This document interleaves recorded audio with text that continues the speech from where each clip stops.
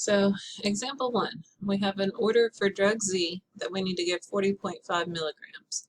Available drug Z comes 5 milligrams per milliliter. Now, part A wants us to estimate the dose. So, I need to give 40.5 milligrams, and I can get 5 milligrams for every 1 milliliter. 5 milligrams is nowhere close to enough to get us to that 40.5 milligrams, right? So what can I do? What can I multiply or divide that 5 by to get it to be closer to that 40.5 milligrams? Okay.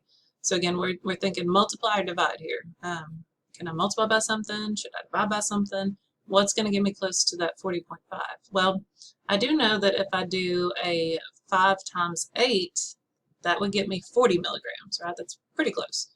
But if you're going to multiply that 5 milligrams by 8, you need to multiply that 1 milliliter by 8 as well.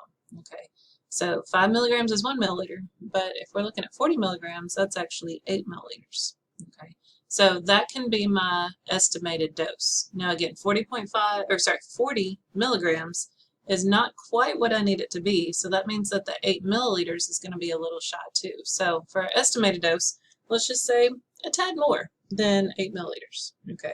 Now, that does not mean that you're going to go get a medicine cup and pour in a tad more than 8 milliliters, but it's a good ballpark figure. Okay. Now, part B wants the dimensional analysis, the actual dose. Okay. So this is where we're going to sit down and put pencil to paper and figure out what the actual dose is. So, desired answer is going to be milliliter per dose, which means our first fraction needs milliliters in it at the top. The order doesn't say anything about milliliters, but under the available, they did tell us that 5 milligrams is happening in 1 milliliter, right? So let's do 1 milliliter is over 5 milligrams. We do not use this, by the way. I was just thinking that you may try to pull that piece in, that 8 milliliters, 40 milligrams. Don't use that. Okay, always go back to your order and available. This is just estimations. Okay, so, sorry.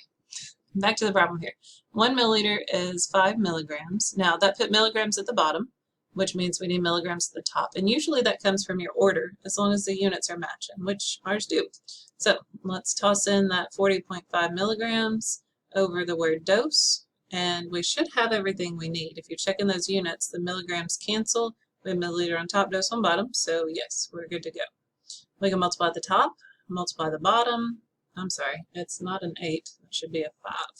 Hang on, let me fix it. Sorry about that. When we do 40.5 divided by 5, we get the answer of 8.1 milliliters. Now, does that fit our estimation? Yeah, we said a tad more than 8 milliliters, right? So yes, we can work with the 8.1 milliliters. Now, what kind of syringe would we use for that one?